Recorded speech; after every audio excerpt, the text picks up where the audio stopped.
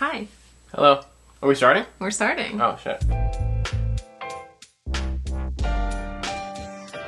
We had a baby. What? We did it. We had the baby. His name is August, for those of you who did not see the announcement. No one guessed it. No one guessed it. We call him August, Augie, mostly Mr. Stinky. Yes, we had a baby. He is now here as we sit recording this, 3.5 weeks old. Is he asleep? Yeah, he's asleep. Okay, so let's tell you guys the story of August's arrival. I was due on March 6th.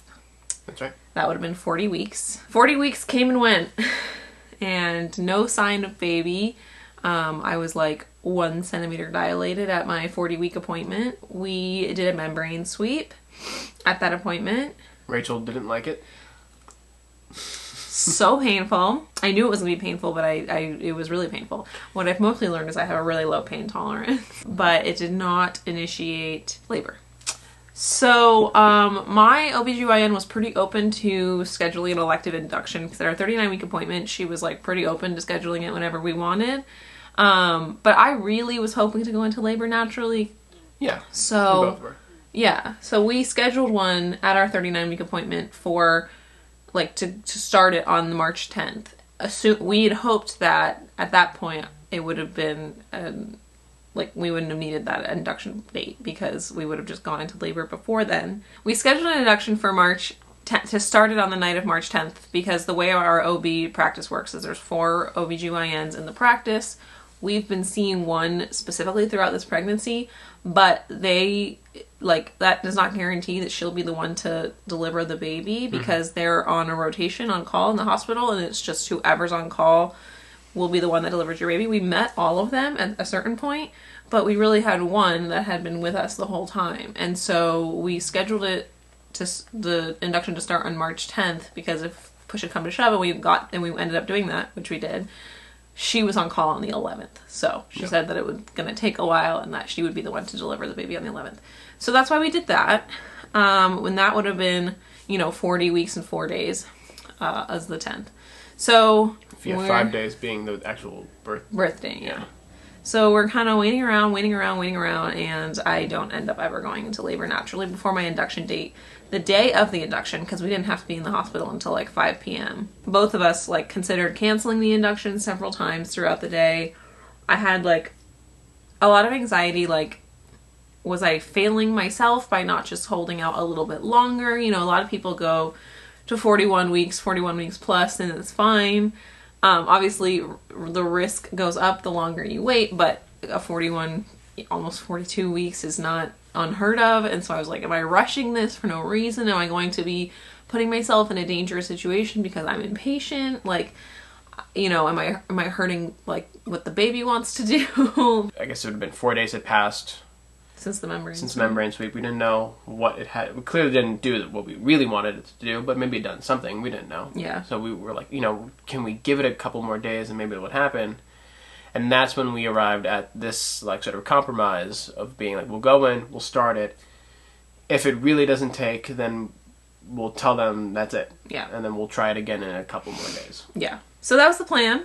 And that at least I think mentally got both of us willing to go to the hospital and like a little more excited. And I will say like the nice thing is that so we get to the hospital at like 5 o'clock on Sunday evening. I wasn't in labor, so we were able to like pack the car and like take our time. I wasn't like in pain. They weren't like, oh my god, get to the hospital, I'm having a contraction. It was like we rolled up, we like walked in, we checked in, they brought us to labor and delivery, they put us in a room, we took some pictures, like the last pictures of me with my bump.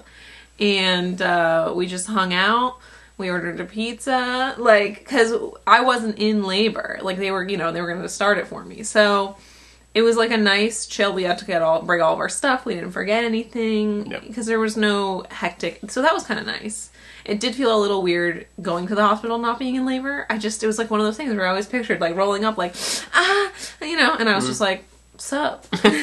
So actually at this point I ended up taking a lot of notes while I was in labor because I didn't want to forget anything. Well, a couple of reasons. I didn't want to forget anything. I was sending updates to my parents, and I honestly like started forgetting things about the birth within like 2 hours of it happening. So I'm really glad that I wrote everything down, because, and then also I'll just remember how this is the coolest, most amazing thing I've ever done in my life, and I want to remember every second of how it happened. So at 5 p.m. I was hooked up to IV and monitors. They did a cervical check, and I was still 1 centimeter dilated, and I had a very hard cervix. That's what they said.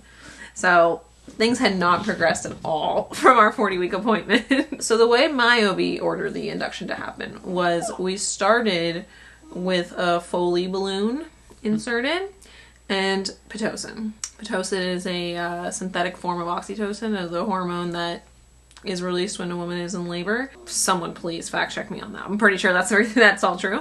Yeah. And a Foley balloon is literally just like a balloon that they put up there, and it expands, and it's supposed to water. Sort of like a water balloon. A water balloon, and it, like, is a mechanical sort of like way to get the cervix open. Which Rachel was very nervous about. I was super nervous about that because this fucking membrane sweep hurt so bad that this was like, and she said she had told us this is how it was going to go down, like at the 40-week appointment, when we were like, if we do go to this induction, what's going to happen?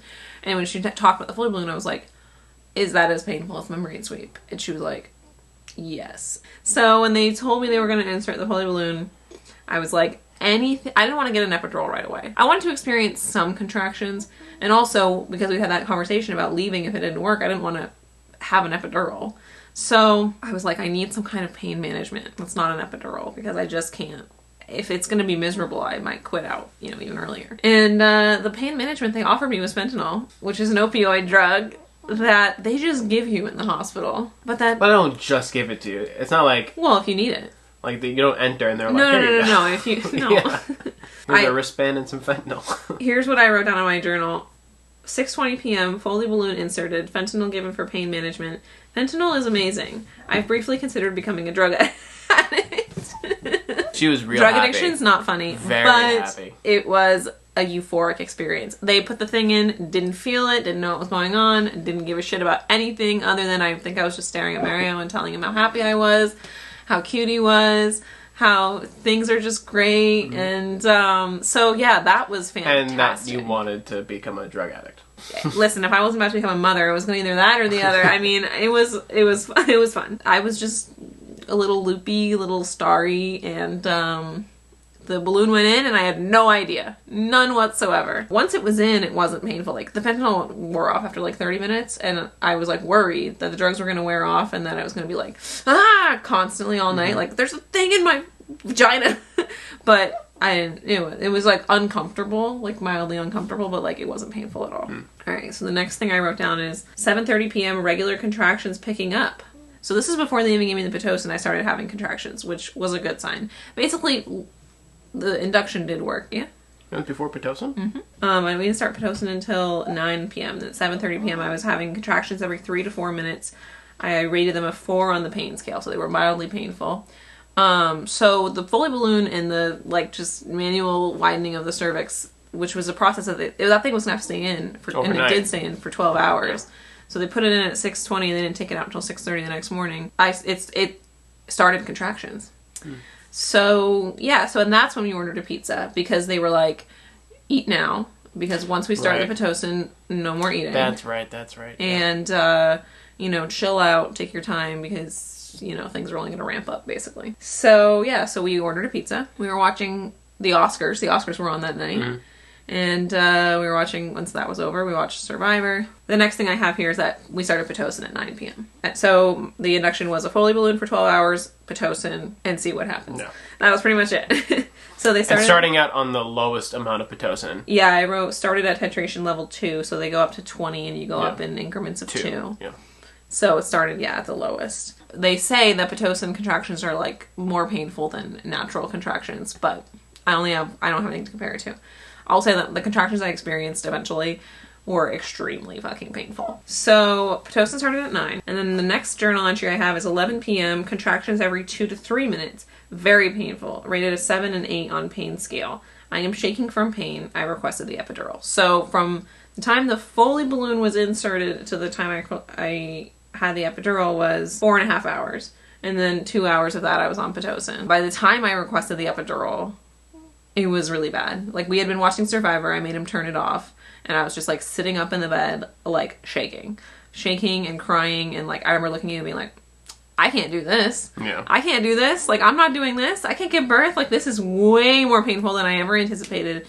It was just, you know, I was in labor. I was in labor. I mean, things were progressing exactly as they were supposed to at this point, basically. They couldn't check me throughout this whole time because I had the balloon in, but, like, contractions were picking up, and they were coming more and more frequently, and, I mean, you know, things were happening. So at that point, I was like, all right, it seems like things are happening. We're in here. Let's get that. I just can't do this without pain management. Give me that fucking epidural. I always said I was going to have an epidural.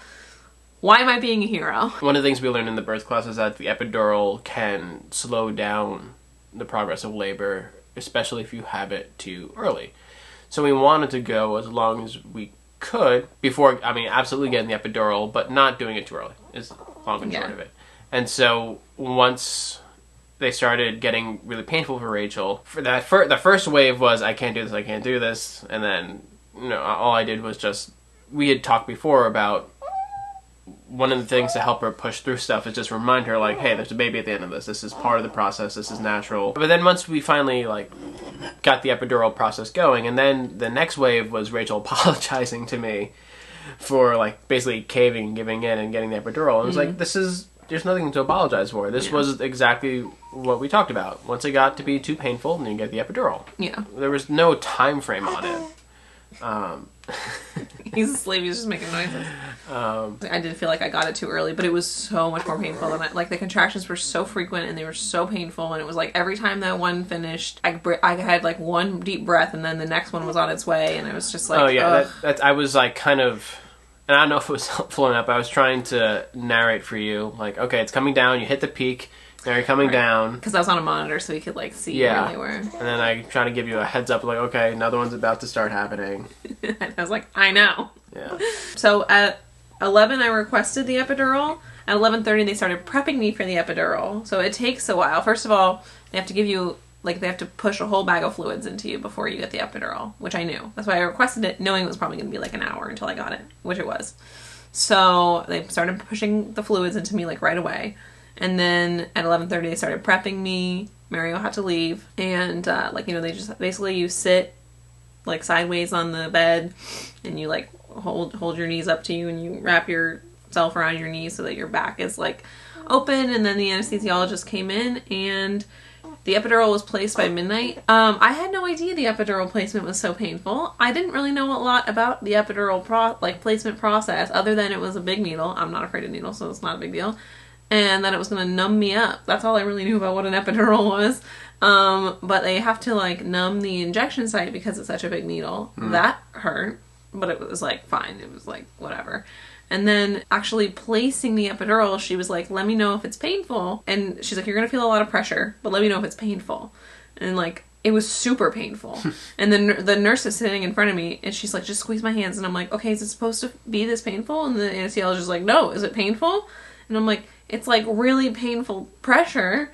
So I don't know, because you said it was supposed to be pressure. And she's like, is it painful? And I'm like, yes. And she's like, okay, something's wrong. And so she's like, I want to give you more numbing or whatever the fuck. So I got another numbing shot, whatever. Long story short, the placement of the epidural was more painful than I thought.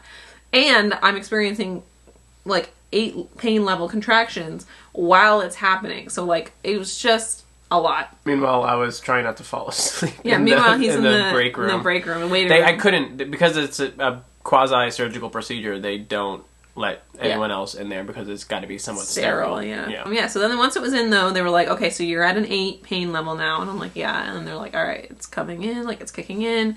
Every contraction, just let us know your pain level. Until I was at a 0. Until she was like, okay, you're having a contraction. How do you feel? And I'm like, I'm having a contraction.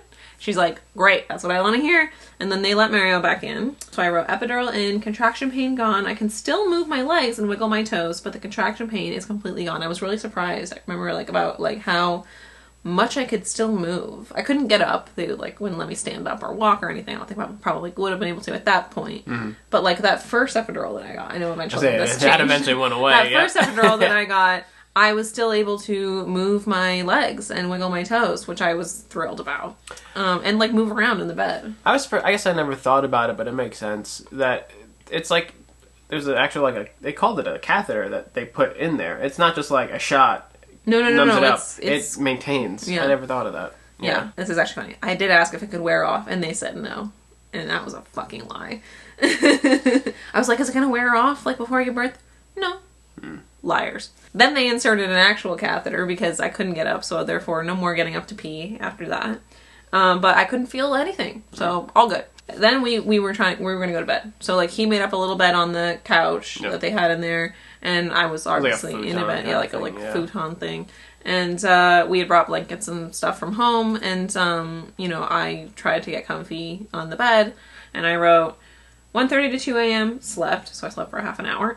2 a.m., nurse moves me. The thing is, I don't sleep well in the best of circumstances, so being in a hospital with beeping machines, a blood pressure monitor that's constantly going off automatically, nurses that are walking in and out, like, this was not a situation...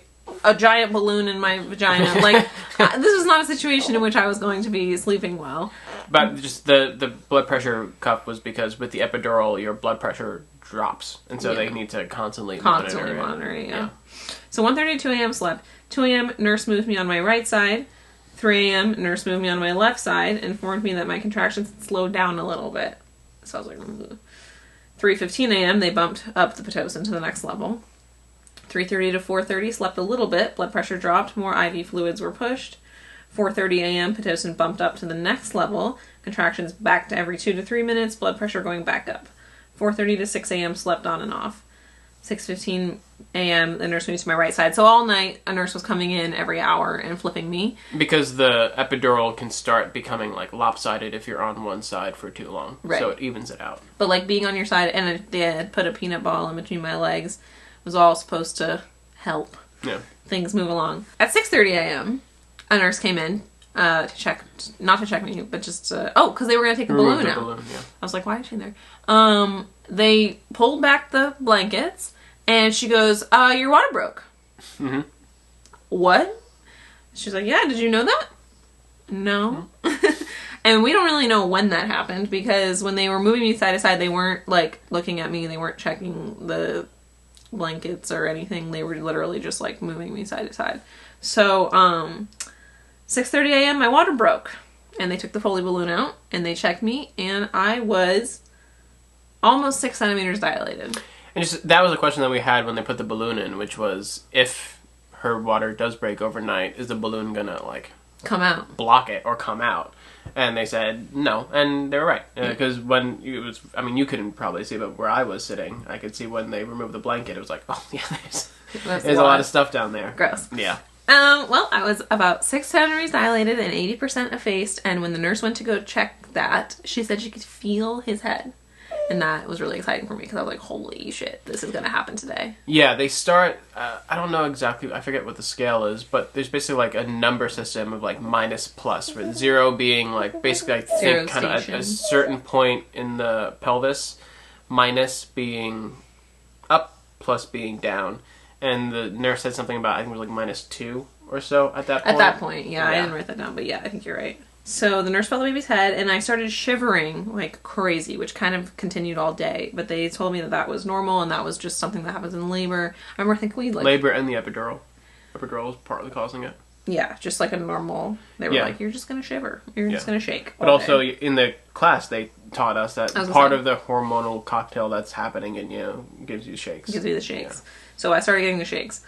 So, I don't remember this, but apparently 45 minutes after that happened, a nurse started the bag of sugar water because the baby was too sleepy. Oh, that's right. Yep. The baby was too sleepy, and they weren't getting enough movement on the monitor from him. Yeah, they called it variability, but they wanted him to be able, they wanted to be able to monitor his activity, specifically his brain activity. And he was such a sleepy baby. Look at this. Snoozing away. So yeah, the baby was sleepy, that's right. So they gave me sugar water and they moved me. I literally wrote every time they moved me. At 8 a.m. the contractions started spacing out and slowing down again. They bumped the Pitocin back up. Baby was still sleepy. Baby started having early decels. This is when things started getting a little more complicated. There was a 4 bag blocking the baby's head. So my water broke. But basically I guess what happened is that my water broke, and then the baby's head moved in such a way that it plugged the bag up. So like, you have like a bag of water in you, and when your water breaks, like the membrane breaks, and like it's supposed to sort of like the water, like all of the like amniotic fluid or whatever comes out, and then like your baby descends and you're ready to give birth. But our baby descended and blocked the bag before it was fully loosened. Yeah, because it's like it's not that it like shatters almost like a water balloon. It's like there's a tear. Right. And he ended up blocking the tear. He blocked the tear. Yeah. So one of the things I had really not wanted to do was have a manual, was have someone manually break my water. I don't know why, I just felt really like against it. But when my water broke on its own, I was like, I remember like we smiled at each other, we're like, oh my god, we don't have to deal with that. Yeah. Like we don't have to have that conversation. But then all of a sudden they were like, oh, your bag's not fully broken, we'll have to have an OBGYN break it. And I was like, I don't want to do that. I don't want to do that. But I had them explain to me, like, how many times did I ask? I'm like, oh, now once again, what's going on with the bag, and exactly like why won't it happen on its own, and like why is this necessary? And basically at that point I was like 6 centimeters dilated. Like I'd been on Pitocin for like 12 hours. The bag had like the balloon had worked. Like it felt like we weren't going to leave the hospital without a baby. So when my OBGYN, because at this point it is Monday the 11th, came in and was like, re-explained it to me for the millionth time, I was like, okay, fine, you can break my bag. And this is where things got a little bit scary.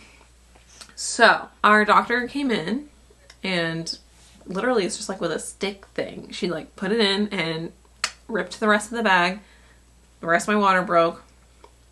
That triggered a series of, now again, I don't feel any of this because I was on my epidural still, but it triggered a series of back-to-back contractions that were basically like one on top of the other. And already we've been dealing with kind of some decels and some like lack of variability with the baby at that point.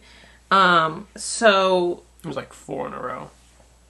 The contractions? Yeah. I just wrote like I just remember saying like the contractions were like bloop, bloop, bloop, bloop, bloop. It was like one right after the other. And it caused his heart rate to plummet. And they broke the water, and again, I'm not feeling anything. And then my doctor leaves. 30 seconds later, she's back in the room. She's like staring at the monitor. She's like got kind of like she's like focusing on it, you know what I mean? She's not like being there being cheerful. I was like, oh, hey, doctor. No. Yeah. And like the nurses, like all of a sudden there's like coming in. Tons of nurses, like, because we had really just had like one nurse all day. And like maybe every once in a while we'd have a second nurse, but like all of a sudden there's like 4 or 5 nurses in the room, and I'm like, what the fuck? Mm-hmm. And she's like, okay, and like they tried to keep it really chill, but it was clearly not chill. She was like, we're gonna get you on your hands and knees, which again I was able to do with the epidural. It was kind of wild. So like they flipped me up onto my hands and knees. They gave me an oxygen mask. They were like, okay, we're gonna give you a little shot of something, and they like poked a shot in my arm, and then like a nurse is like massaging my uterus, and they're the room energy got really tense. There was a ton of people in the room, and like as calm as she was trying to seem, like she was barking out orders and like ordering meds like quickly, like there was something going wrong. And like they kind of like shooed Mario off to the side. Mario was just like sitting there. I remember like I looked over at one point and he's just like he didn't know what to do. I didn't know what to do. I was freaking out. I was just trying to stay calm and like listen to everything they were saying. Oh, they stopped the Pitocin. They were like, gotta stop, get her off the Pitocin. They gave me a shot of something to calm my uterus down. Got me on my hands and knees, massaged my uterus, put me on oxygen until the baby's heart rate went back up, because his heart rate went like really down low. At that point, they also removed the external monitor that they had on my stomach that was there, that had been monitoring the contractions and his heart rate, and they put internal monitors like inside me, because they were like, we gotta know what's going on with him. Yeah, they basically actually went up. And he had little scabs for a week or so after it, like on his scalp, yeah. So I guess like when they fully broke my water, it just like freaks the shit out. And then like afterwards, like a bunch of like the nurses were all like, this happens, it's very common, I know it seemed really scary, but like I promise you everything is gonna be okay, we deal with it all the time. Because like once they all left, like, and we were kind of like sitting there in the aftermath of it, because they stopped the Pitocin for a while, they were like, let's just have her recover for a little while.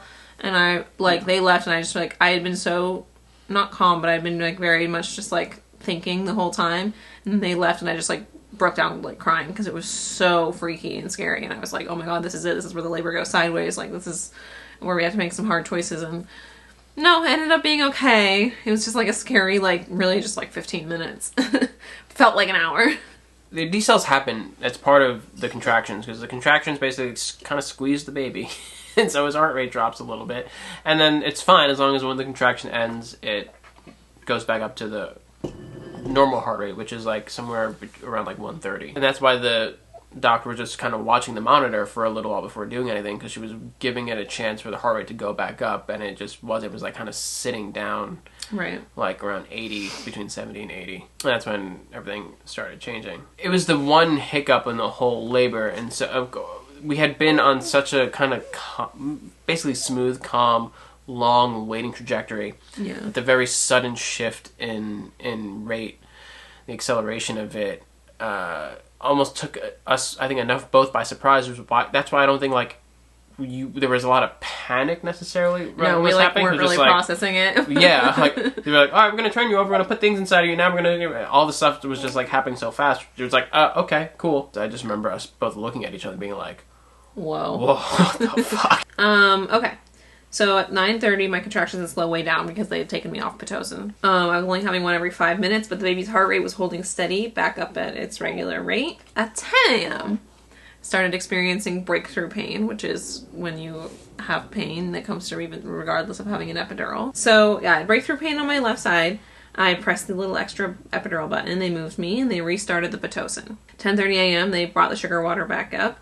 And they increased Pitocin again, and my contractions started coming every 4 to 5 minutes. Still not feeling it. I remember just having that like little bit of breakthrough pain and being like, And at that point, like I was starting to feel a little bit of pressure with every contraction, but it wasn't that bad. But then at 11:15, they increased the Pitocin again. They were basically just trying to get me back up to where I had been, which I had been like at a level 10 when they stopped it. So then they were like quickly bringing me back up. So I was back up to a level 6 by 11:15.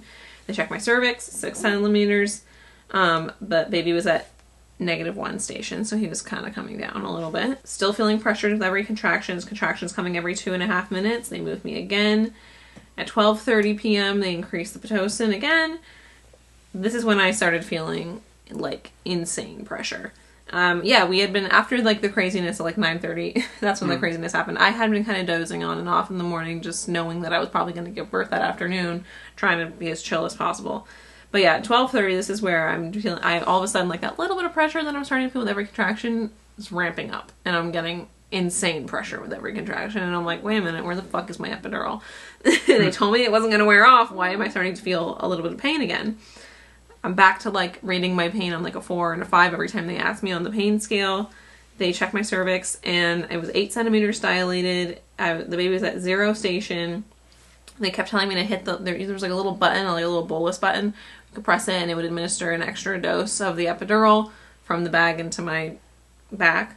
So I was pressing that as often as I was allowed to. There was a timer on it. And pain reduced slightly as contractions even out to every 2.5 minutes. Then at 1 p.m., pain ramps back up again, and I start rating it at a level 6. So I'm going from like, oh, it's a 4, it's a 5, it's a 6. Like, I'm headed back up to where it had been before I ever got the epidural.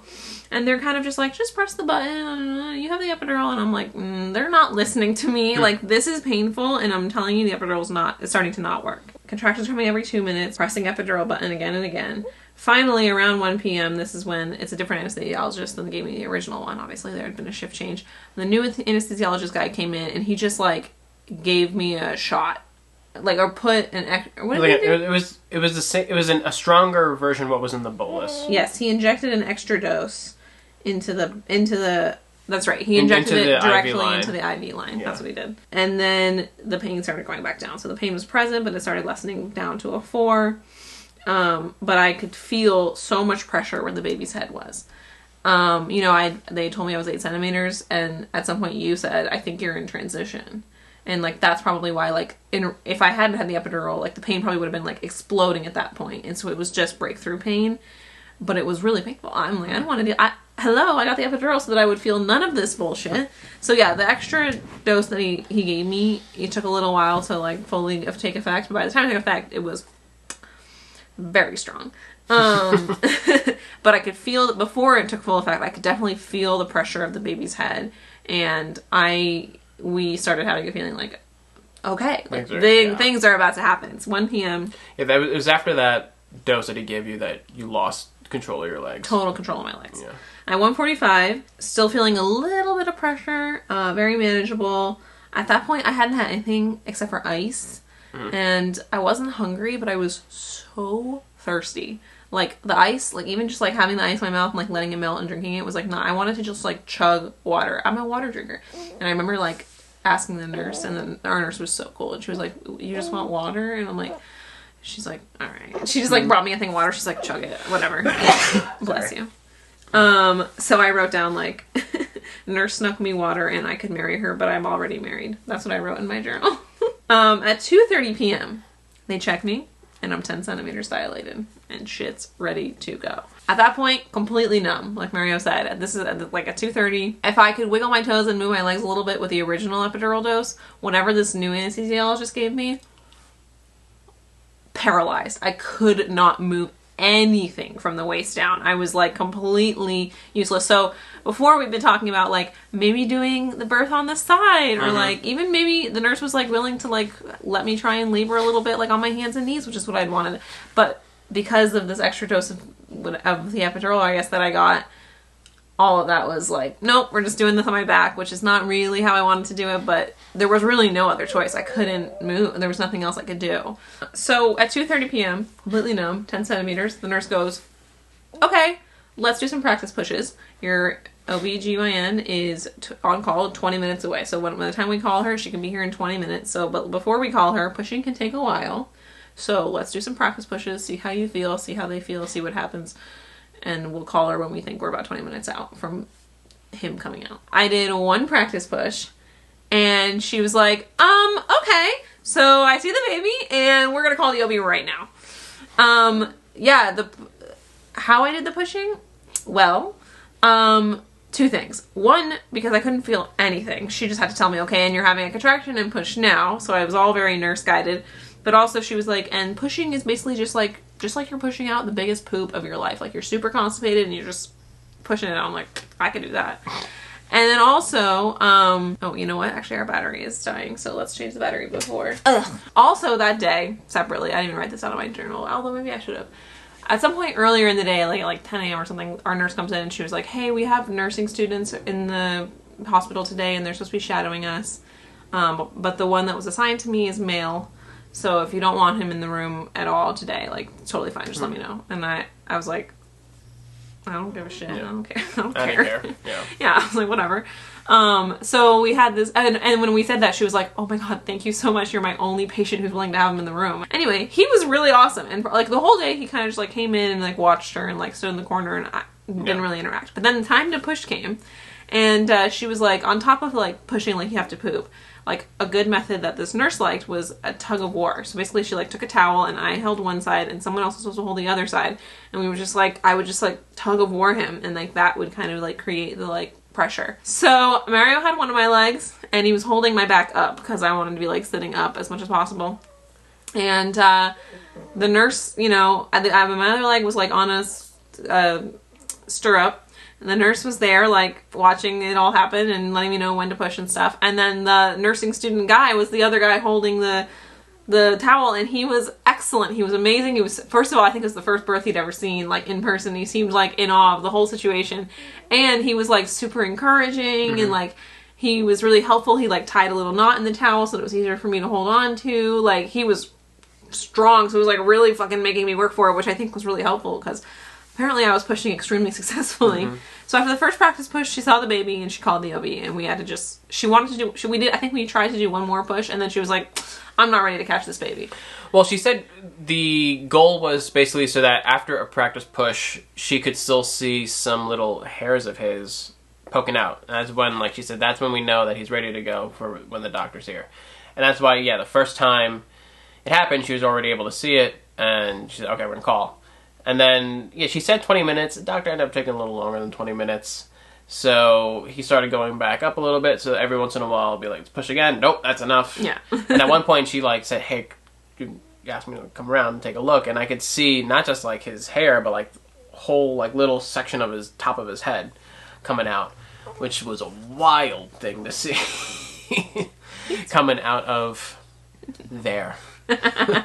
Yeah. So then eventually the OB shows up and we do the pushing thing. I think it takes 3 contractions for him to be fully out. So yeah, he came out, you know. Every contraction you're able to get 3 pushes worth. because each contraction lasts somewhere between 45 seconds, about 45 seconds. So it's big deep breath, push, and then breathing in, push, and then yeah. So he was out in 3 contractions. Yeah. And it was I didn't feel anything. There was no pain whatsoever with the birth. No pain at all. I was just kind of like watching Mario, and then Mario at some point, like, they told him, like, look, because it was happening. And, like, I just saw, like, I was looking at Mario's face. Hello. I was looking at Mario's face when he actually came out. Mario was like, it was just, like, total, like, surprise and shock. Where I was standing, I had kind of like a profile view. And so I could, if I looked over your leg, I could just kind of see his head start to come out, and then at the end of a contraction, it would just come back a little bit. It was like, I was right there. That's so weird. But it was going so well. I was just excited. Yeah. Yeah. Your face seem was to be so cute. you seem to be handling it really well. Well, I didn't feel shit, so it was great. Yeah. Didn't poop on the baby. Which didn't poop. Well, Mario exciting. told me I didn't poop. There's no way of knowing. Only Mario could lie to me, I suppose. But I wouldn't lie about that. he said that I didn't poop. So, whatever, it happens. Yeah. But I'm a little bit happy that it didn't happen while I was giving birth. I feel like the next thing I'm going to say is about to jump. Oh, okay. Go ahead, so. Yeah, I was pushing. I was looking at Mario's face. Mario, all of a sudden, I could just... And then, because I wasn't, like, looking at the doctor, or, like, I couldn't feel necessarily, like, when he came out, all of a sudden, like, our doctor was like, look at your baby! And I, like, looked directly to my right, and I was like, oh my god! And she was holding him up, and I was like, oh my god! And I just, like, immediately started bawling. You did skip one thing. What? Because when she asked you to reach down, and so you reached down. And Oh, felt, yeah. During one of the pushes, she was like, reach down, he's right here. And I felt him, and I was like, oh, he's slimy. Yeah. And everybody laughed. Yeah. Yeah, and then he came out, and it was amazing. Yeah, because it was on the last push of that third contraction, so you would have about to, like, basically reset for another couple minutes, but, like, it was on that very last push, he popped out, and then the doctor did it, it was like a little bit of a twist, and then, like, He was out. it was out, because I thought the shoulders would also take some extra pushing, but once the head was out, everything came right out, and she went, look at the baby! Yeah, it was wild. It just happened so much faster than I was prepared for, and, like, I just was, like, in total shock. And then when I actually saw him, and he was, like, slimy and gross and so cute and, like, crying, and he's got the little umbilical, then I was just like, oh my god, a fucking baby just came out of me. And, like, all of it just felt so real, and, like, he looked like you already, and you were sitting there, and you looked slimy, happy. so, and, yeah, you were slimy and gross, so, yeah. And constantly crying. And so, anyway, they immediately put him on me, all of the things we asked for. The delayed cord clamping, the immediate skin to skin, and they kind of just left us alone. I mean, they, like, came over and they, like, toweled him off a little bit, and they put a little diaper on him, like, right away, because they're like, he's gonna poop on you if you don't diaper him up. So they put a diaper on him, like, pretty quickly. But then other than that, they just let him chill on me for, like, an hour. And... Yeah. So for, like, they did the skin to skin, and then the delayed cord clamping is only for, like, a couple minutes. Yeah. And then they came over and they had me cut the cord, which was tougher than I thought it was going to be. It was very chewy, kind of. Gross. Yeah.